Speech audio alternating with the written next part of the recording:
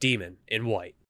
This book also does great world building. Like I said, with finding out some information about the Quiet and about Hadrian's powers, we also are introduced to the Emperor of mankind. And Christopher has a way of... And the Emperor is a big character, so I don't mean to imply that he's not a big character, but even the smaller characters and the side character, Christopher has a way of really making these characters come to life and showing you just how important to the story they are. Now, obviously, this is the Emperor, and he's a big deal, and he's on the cover of the book, so you know that he's important, just like Karn was in the previous. And the role that he plays and the dynamics that are set in motion in this book between the Emperor and between Hadrian and the goings-on politically are another aspect of Sun Eater that shows it. I mean, this is the depth to the story is something you're not getting everywhere else. Some stories are action driven, you know, and there's still a plot and the action serves the plot. And I think in this book,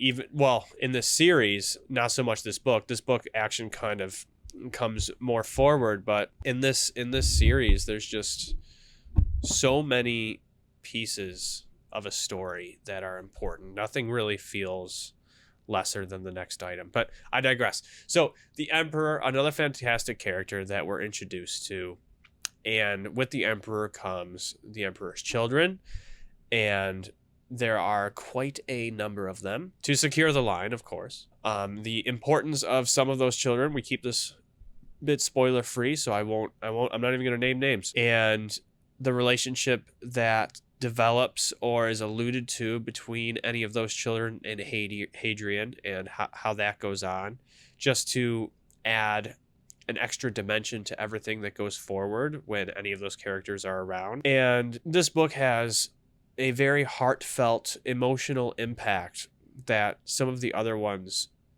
kind of, up to this point, some of the other books kind of fall short on being emotional impact. And that's all I really want to say about that. I don't want to even allude to who, what, where, when, or why when it comes to that. I would really like for you to read and find out in regards to that, to not take away from it. But the emotional impact in Demon in White, especially from that scene that you don't know what I'm talking about, but I do. And of course, something that Christopher is really making a staple is the end of this book is out of this world. So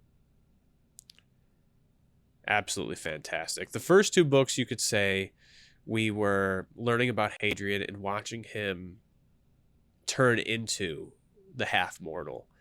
And Demon in White really shows us that he is the half-mortal, if that makes any sense.